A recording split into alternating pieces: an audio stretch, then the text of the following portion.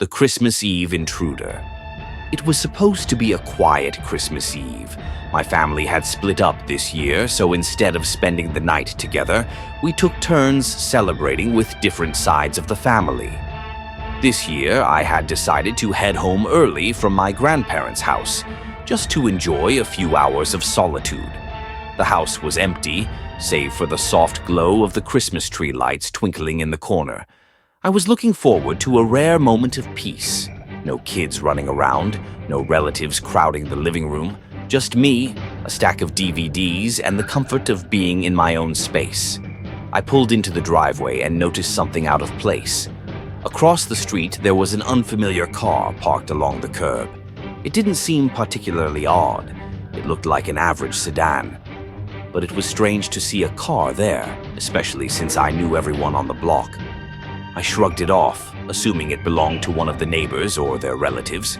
It was Christmas, after all, so guests were common. I locked the door behind me and settled into the living room, the smell of leftover holiday food still lingering in the air. The fire crackled in the hearth, and I felt a wave of contentment wash over me.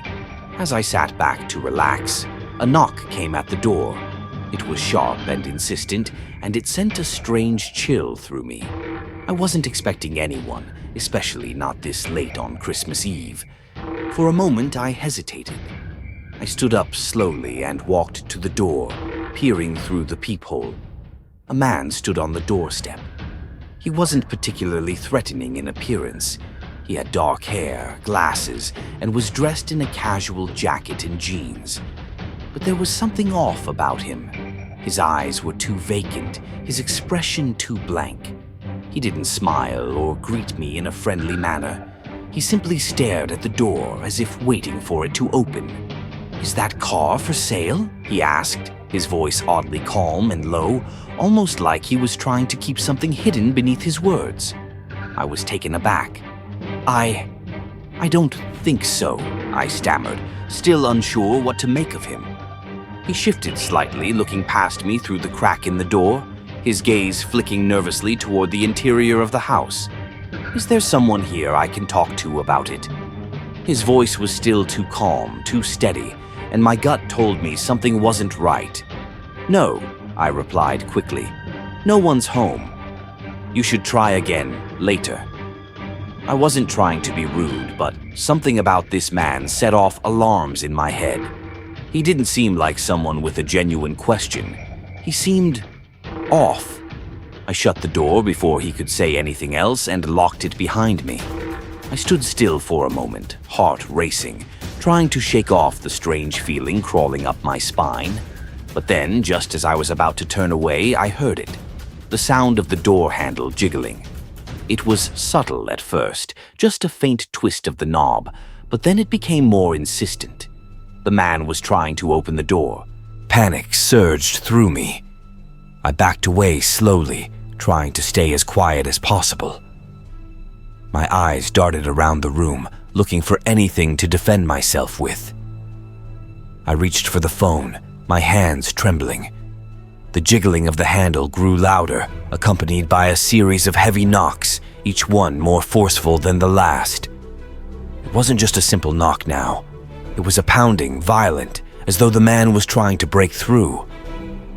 I could hear the wood of the door creaking with each blow. My breath caught in my throat, and I dropped to my knees, moving slowly toward the hallway, away from the door. My mind raced. What was he after? What did he want? And more importantly, why was he so desperate to get inside? As I crawled toward the back of the house, I suddenly remembered the garage door, the one that had a broken lock, the one I'd been meaning to fix for weeks but kept putting off. My stomach dropped as I realized that if he managed to get in through the garage, he'd be inside the house in seconds. I heard the distinct sound of the garage door creaking open, and then footsteps. Heavy, slow footsteps that echoed through the house, heading toward the laundry room door. My heart pounded in my chest as I reached for the nearest thing I could find, a heavy metal paperweight sitting on the coffee table. I gripped it tightly, my fingers white with fear. Just then, I heard a shout from outside, a familiar voice. "Hey!" my uncle yelled. I froze. The man in the garage didn't. He didn't hesitate.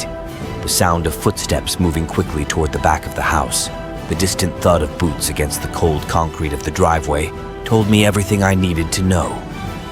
The man was running. I rushed to the window, and that's when I saw him. My uncle running after the man, shouting for him to stop. The man was bolting down the street, disappearing into the shadows. My uncle chased him briefly, but stopped short, his breath heavy and confused.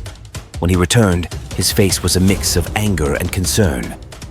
He came inside, his eyes immediately finding me crouched in the corner, clutching the paperweight like it was the only thing keeping me grounded. He wrapped an arm around me, trying to calm my shaking body, but I could see the worry in his eyes. He was just as shaken as I was, if not more. We immediately called the police, but without a plate number or a good description of the man, there was little they could do. An officer came and took our statements, but there was no sign of the man. No sign of him at all. The police did a quick sweep of the neighborhood, but nothing came of it. The man had vanished into thin air. The next day, my uncle and I inspected the house, looking for any signs that the man had made it inside. When we checked the back door, a chill ran down my spine. The handle was damaged, scratched and twisted, as if someone had tried to force it open. My stomach sank. The man hadn't just knocked. He had been trying to break in. That realization hit me like a ton of bricks. I'd been so close to being alone with a man who, in hindsight, had far darker intentions than just asking about a car. I still think about that night, every time the holidays roll around. I'm no longer able to stay home alone on Christmas Eve, or any holiday for that matter. The memory of the man at my door, the pounding on the wood, and the cold realization that he had tried to break in, it all still lingers. I often wonder what would have happened if my uncle hadn't come home when he did. Would I have been alone with him? What might he have done if he had gotten inside? To this day, I can't shake the fear that maybe, just maybe, that man is still out there. And every Christmas Eve, as the night grows dark and quiet, I double-check the locks on the doors.